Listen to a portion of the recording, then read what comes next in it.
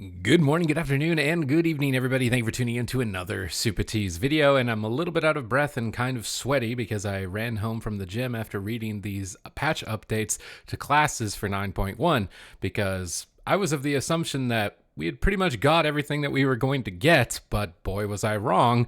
And I almost wonder if we're going to get more than even what is in this, which is a lot. I mean, 9.1, if you haven't checked out my other previous patch video, which I'll have linked at the end of the video, you check that out. There's a ton of changes. This round, there's a ton more changes coming, and I'm very excited to go over them because in my mind, it seems like they are listening a lot to feedback in terms of what specializations were missing or lacking or their weaknesses or why they weren't being seen as much. Particularly when it comes to PvP, although there are some changes that you can see right off the top of the screen that also are affecting classes in PvE, and we saw some nerfs to things like Boomkin and Fire Mage already that were dominating in Mythic Plus and to Raid to an extent, at least for balance. So I think it is obvious at this point that they're listening to it. I would really hope that, at least for my own personal interests, that we see some catch-up mechanics when it comes to Honor and Conquest in patch 9.1 with the recent scaling changes. I would really appreciate a catch-up mechanic if we're going to see Season 2 even close to the same length as Season 1 in terms of PvP. Right now, the biggest thing that's holding me back is hopping on an alt, gearing it up, catching it up, feeling like I can do that on my own to some extent, to where I can play with some friends and start having some fun and experiment with some different builds because I'm having fun with Arena, and I would just like to play other things right now in 9.0.5, but with no catch-up mechanic, it's an extremely daunting task to look at even trying to start gearing up an alt, and I even have a couple. That's one big change I'm really hoping to see now that they've got PvP scaling item levels. Hopefully that means that they can also add in a catch-up mechanic because that gear will already be less desirable for PvE to some extent. But then as PvPers, we can more readily have alts and more readily get our friends back into the game. That's my biggest hope. But these changes, let's talk about this for 9.1. Demon Hunter is just receiving a 15% damage buff to Chaos Strike and Demon's Bite. So your just overall damage is going to be going up by 15%. You're receiving a slight nerf to your talent Unbound Chaos, which was activating Immolation Aura. This will increase the damage of your next Fel Rush only by 500%, down from 600%. That's a significant amount in terms of burst damage, so it's a buff to their single target, more or less. But your burst AoE is going to get reduced by a bit. I think in PvP, this is going to have a very welcoming feel because right now Demon Hunter just felt like its single target damage wasn't there. It was just a very big hit burst damage specialization. So this will allow more consistent damage. And this is where I think it's important that we credit them listening to feedback, because I think for the most part in 9.0.5, the biggest feedback was burst damage is too high, consistent damage is too low, at least when it comes to PvP. This addresses PvE and helps buff Havoc Demon Hunter in PvE, and at the same time also sort of evening out those discrepancies between burst and consistent damage. And in PvP, there seems to be a massive focus on consistent damage changes, which I really love to see. That makes me very excited to see what 9.1 is like. It could even be an entirely new expansion. You're going to be getting a new PvP talent, although it's the same name, Glimpse. Vengeful Retreat provides immunity to crowd control effects and reduces the damage you take by 75% until you land.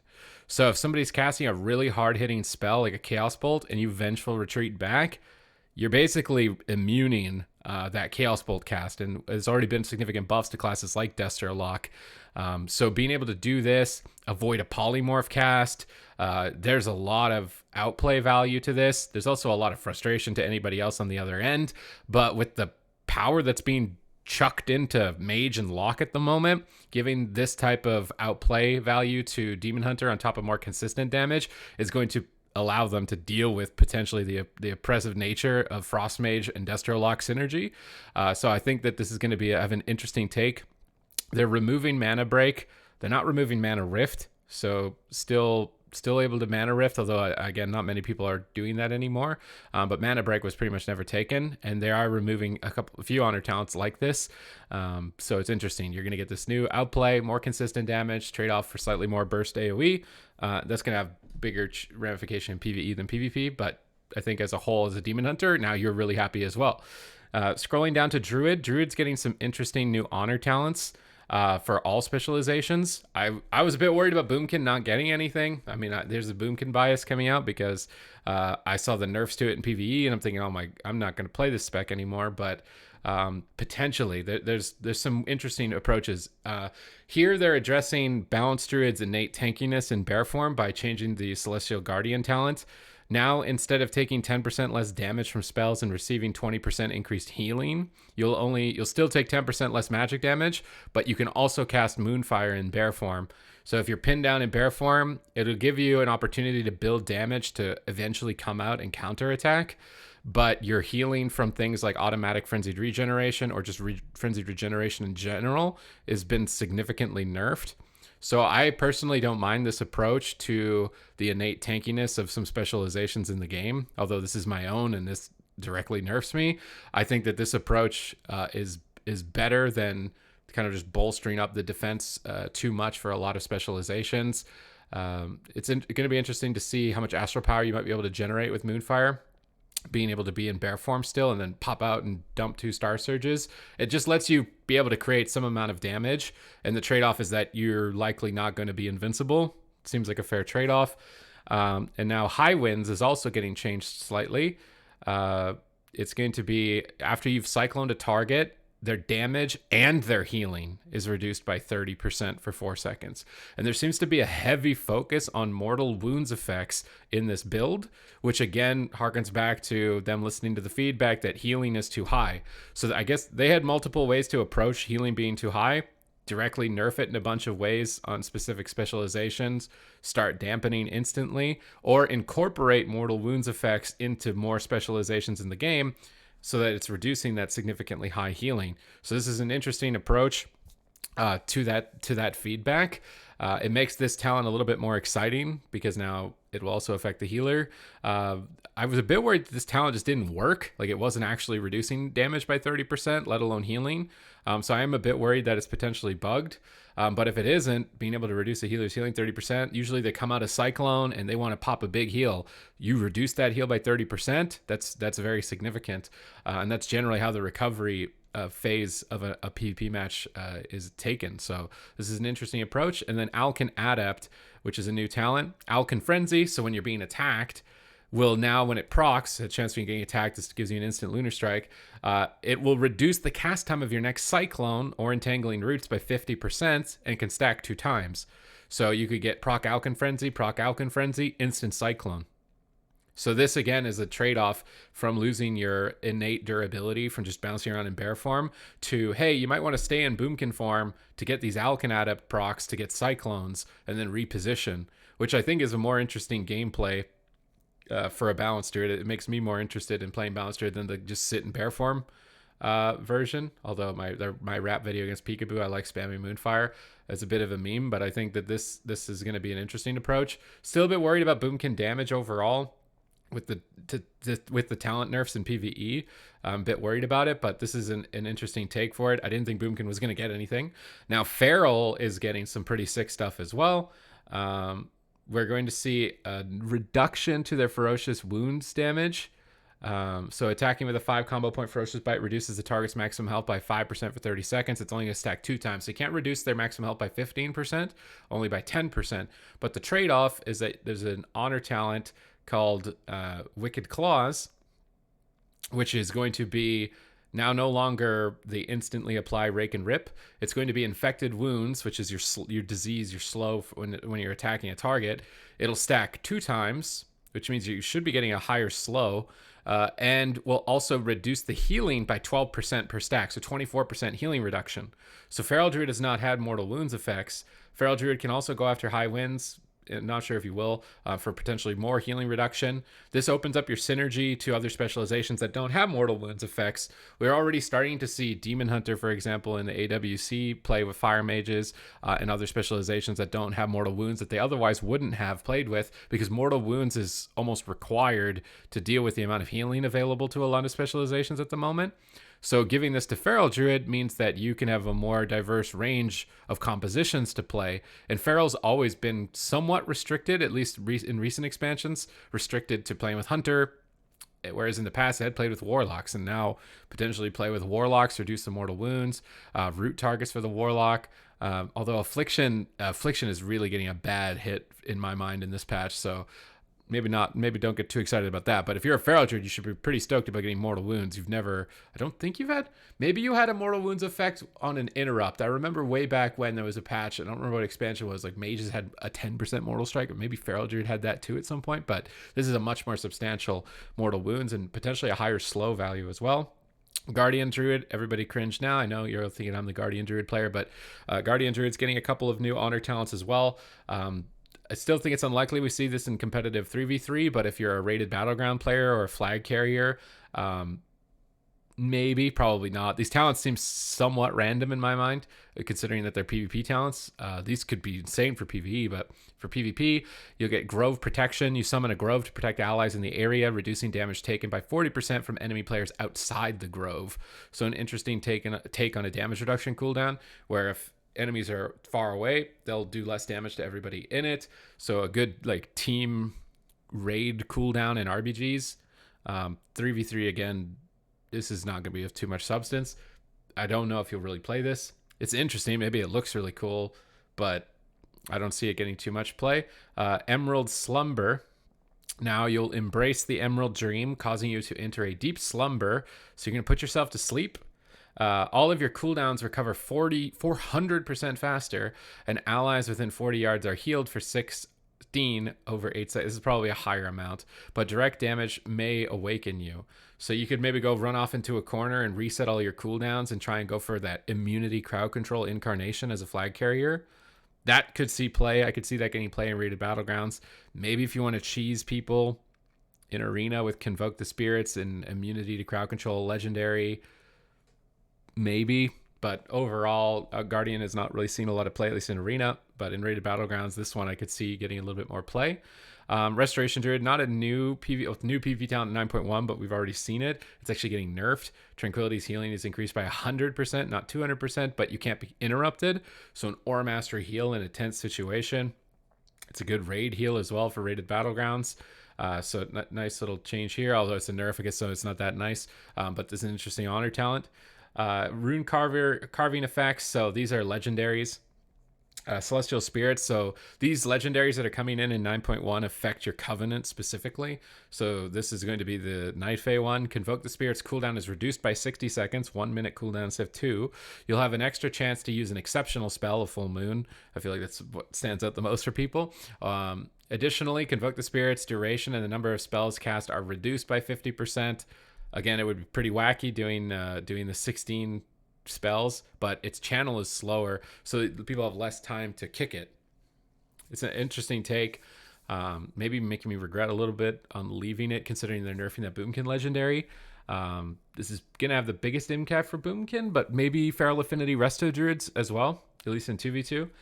Locust Swarm. Adaptive Swarm has a chance to split into 2 swarms each time it jumps. This was a change that I was actually saying that it needed to be baseline on the spell for Boomkin, for it to make Boomkin viable. Because if you had multiple swarms out to buff your dots on multiple targets, it would be very appealing. You will have to dump an honor talent or dump a legendary for this, which is going to be Balance of All Things. And Balance of All Things is already getting nerfed, so maybe this will be a nice pickup if you want to really try Necrolord Druid. Also, with the nerfs to our durability that we talked about earlier, you might also want to be a Necrolord Druid to get more absorbs. So maybe a bit of a trade-off of a build here. Kindred Affinity is NYI. I'm not sure if that means like work in progress. You and your partner each gain Kindred Affinity when bonded, increasing a secondary stat based on your partner's covenant while your bond is empowered. Kindred Affinity is doubled. So if you've used it on a Kyrian partner, they get 5% mastery. If you use it on a Night Fae partner, they'll get 5% crit. If you use it on a Venthyr partner, they'll get 5% haste. Necrode Versatility. The versatility one could have big ramifications for how our set bonus, the two set trinket bonus, works. So this could be a nice pickup for balanced druids who are playing Kyrian. Although losing out on Balance of All Things, or potentially losing out on, why is it escaping me? You stack Time Worn Dreambinder. Losing the stacked up Star Surge damage is a pretty big deal, and you don't really cast it on your ally, in PvP at least. In PvE, will this make Necrolord Boomkin viable? Probably not. probably just see Convoke the Spirits Boomkins running the Convoke the Spirits legendaries. Would be my guess. Maybe the Kyrian one could be good if you're buffing up a class that's a Kyrian that likes mastery. Something like a Windwalker, maybe in PvE. But interesting legendaries coming out. Now for Monk, these aren't new to my understanding, so we're not going to spend too much time. Chrysalis is getting nerfed slightly. It's not going to reduce the cooldown by 40 seconds, which might sound weird why they're nerfing Mistweaver, but it's because you're getting dematerialized, which means when you're stunned, you reduce all damage by 40%, reforming over 3 seconds. And you're also getting a talent that lets you teleport when stunned, although that's not listed here. It makes me wonder if they're removing it because in my last video I talked about it. So we'll have to wait and see on that one. Rogue is getting a ton of changes, and Rogue was a class that in PvP, I thought, at least for assassination, could be doing extremely well. But Subtlety and Outlaw, I was thinking, like, Subtlety's starting to fall off. Outlaw feels like it's forgotten. So there's going to be a lot of stuff to talk about when it comes to Rogue. Creeping Venom is being reworked. Instead of being a dot that does damage, it's going to be this slow effect that stacks up and can hit 18 stacks. So you got 5% times 18 stacks. It's a really big slow. And so if the target doesn't have a way to remove slows, whether it be dispelling poisons or freedom effects, you're going to really prevent the target from moving. That could be really good into Death Knight Warrior with a healer that doesn't dispel poisons, although how many Death Knight Warriors actually do that? This could be really good for Frost Mage, Rogue, or maybe even Warlock Rogue. The Rogue can slow things for the Warlock because now the Warlock's legendary is being altered quite a bit. So it's an interesting way to go about this Creeping Venom poison that was otherwise kind of just, it was an afterthought, like just did extra damage when you envenomed. They're removing Honor Among Thieves. I don't even really know how many people are running that. That's probably why they're removing it. They're buffing Intent to Kill. Shadow Step's cooldown is reduced by 90% when used on a target marked by your Vendetta. It's a lot of Shadow Steps. Although you have to keep Shadow Stepping the same target, I don't think the target with Vendetta is going to get away from you. So if you were really worried about it, or maybe even if you're in a battleground chasing down a flag carrier, again, these are all more PvP focused changes. You can tell by PvP talents. That might make the talent more desirable. At 66%, it was like, meh, not enough for me. But 90% could still not be too great. I don't want to say reduce it by 100%. Maybe that's why they didn't do it by 100%. But this is one that's always just been kind of awkward in my mind. Maneuverability is getting buffed. It was already pretty much a baseline honor talent. Now it's getting buffed. You'll remove root effects and suppress them. So you got an extra root break as an assassination rogue. Curious if this is in anticipation of how powerful frost mages are going to be, and being able to remove roots and slows and adding more mortal wounds effects to the game. That could be what it's going to be for. Either way, as a rogue, you're happy about that, any spec. And then mind numbing poisons being removed. Again, this is one that was somewhat weird to fit in. It added a little bit of extra damage, but I don't think it's going to be the biggest deal. I think getting an extra root break is going to be really nice. Moving down to Outlaw, I'm also curious if there's any Shadow Step conduits. I'm not 100% sure, but if you're a rogue player and there's any Shadow Step conduits that you benefit from having a significantly reduced cooldown Shadow Step, that might be useful. Outlaw Rogue, there's a ton of changes, but none of them really make me happy or excited to like check out Outlaw Rogue. Not so much as that, like the Demon Hunter changes, or when we get to it, Fury Warrior. These changes are just like, Outlaw's there. And Outlaw actually feels like the only spec that's kind of been left out now, I think, in my mind. Considering all of the specs across the board, in terms of their viability, Outlaw's all right, but you compare it to Assassination, you're like, meh. Compare it even to Subtlety, you're like, meh. It's doesn't really have too much of a unique identity. These changes don't do much in my mind. Boarding Party, Between the Eyes increases the movement speed of all friendly players within 15 yards by 30% for 6 seconds. You get a kind of poopy sprint on a slightly less poopy range. Not that good. Cheap Tricks is being removed. So getting the chance to miss attacks out of blind. Again, this is probably just never taken. I feel like Outlaw had a lot of talents that were just never taken. Control is King is being removed. So when an enemy player within 40 yards of you is stunned, silence, or polymorph, you gain Adrenaline Rush. Now it's being redesigned into Cheap Shot grants Slice and Dice for 15 seconds. Helps your opener out. And Kidney Shot restores 15 energy per combo point spent. So you'd want a Kidney Shot at low energy. Gives you another row of energy to burst down with. That could be somewhat useful. I see that being good for your own single target damage. And there is a couple of changes towards your single target damage. Although this doesn't stand out to me. Maybe I'm totally off base with this. Maybe this is going to be insane, but it doesn't stand out to me right away. Dismantle is now going to be available to all specs of Rogue. If you already didn't have one thing that was unique to you, you now don't have one thing that's unique to you. All rogues can get dismantle and disarm targets. Going to allow them to outplay warriors the same way warriors have been making them mad with disarm for a long time. Not a bit. It's an all right change. Obviously, it doesn't help Outlaw, but helps the other rogue specs. Drink Up Me Hearties is being removed and replaced with a version that is now Crimson Vial restores 5% additional health and grants 60% of its healing to allies within 15 yards. Really meh. Just really meh. I guess a bit of an extra team heal could make Outlaw good into damage over time effect comps. But there's so many mortal wounds effects coming into the game. The extra healing from this is not probably going to matter too much.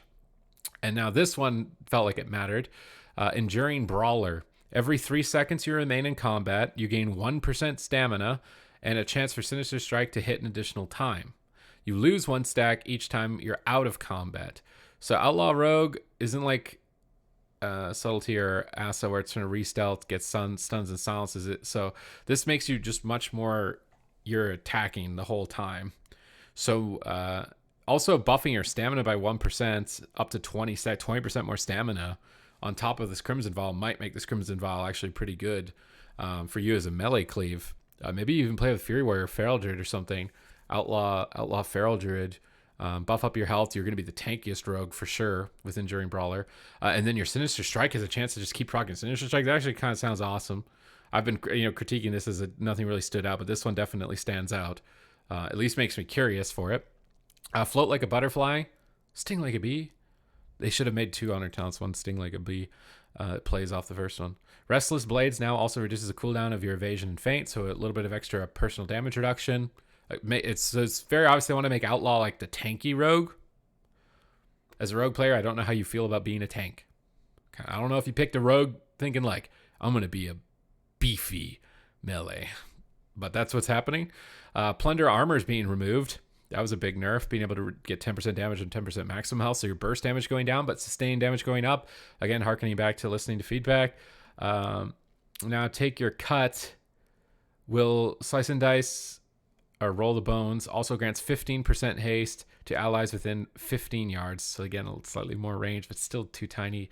Maybe a melee cleave. Maybe you're meant to be this melee cleave rogue spec. The Zug rogue.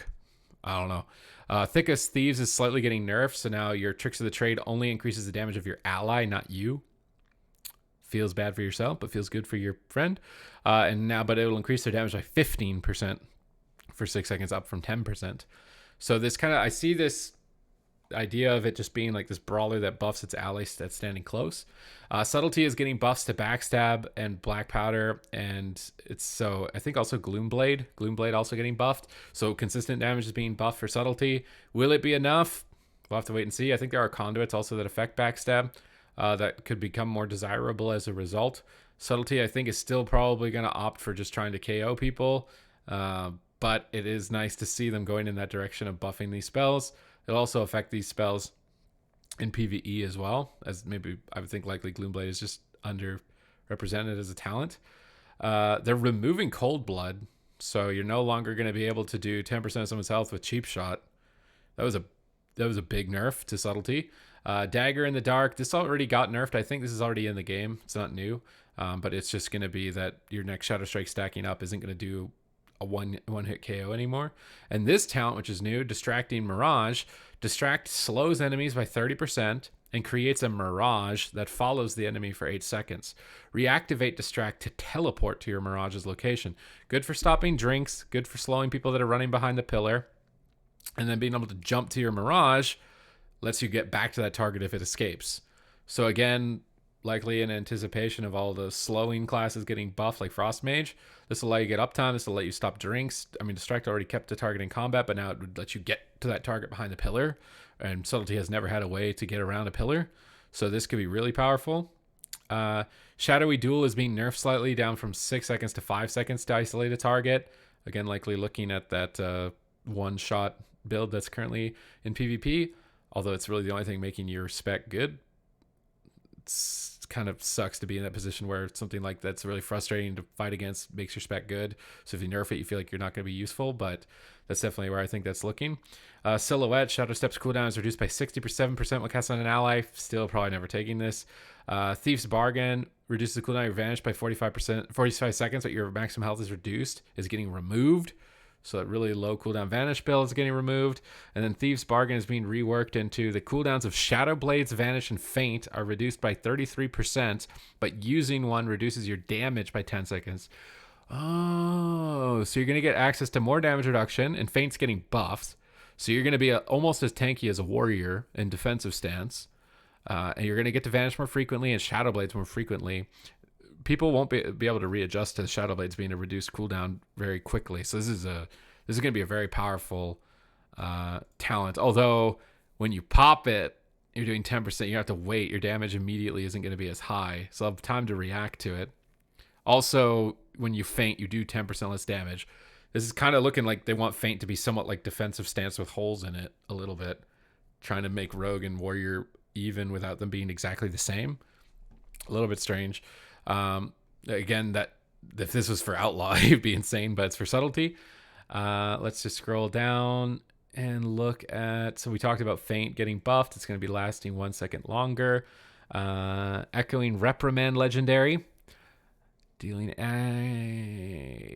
awards 2 combo points. I'm not actually sure what this is changing on the spell.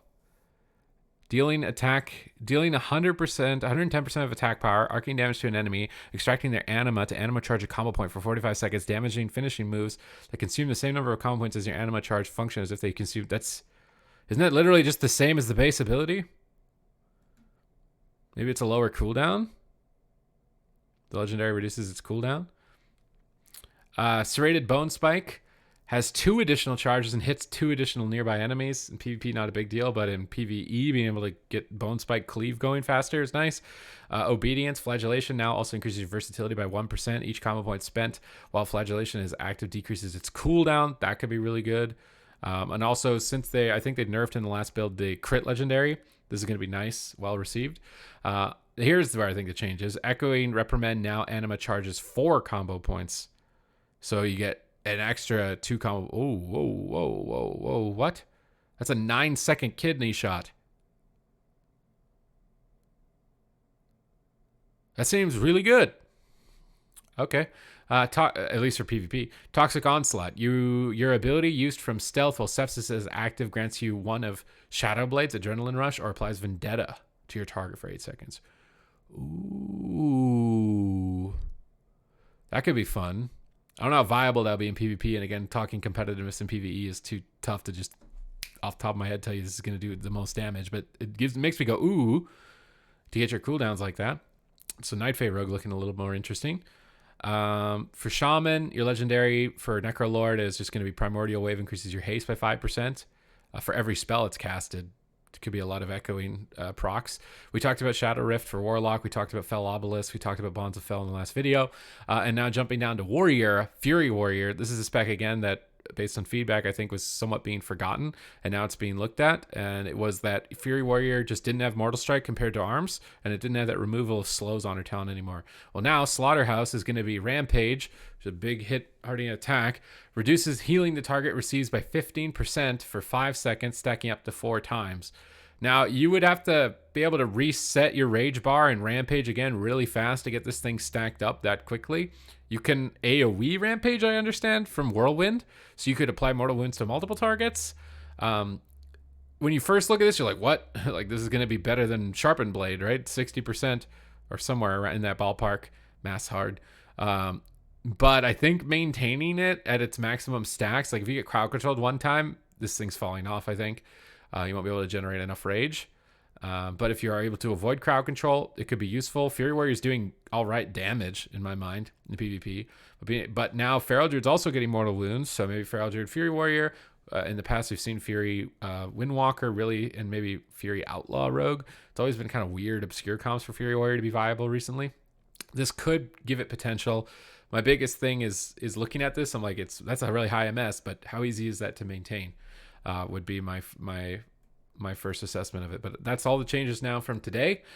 So if you liked the video, please leave it with a thumbs up. Comment down below with your thoughts. Do you think they're going in the right direction with 9.1? What would you like to see in terms of changes, class or game design or whatever it may be? I'm very excited to see more elite PvP sets. I saw the plate one on Twitter, and the plate one looks sick.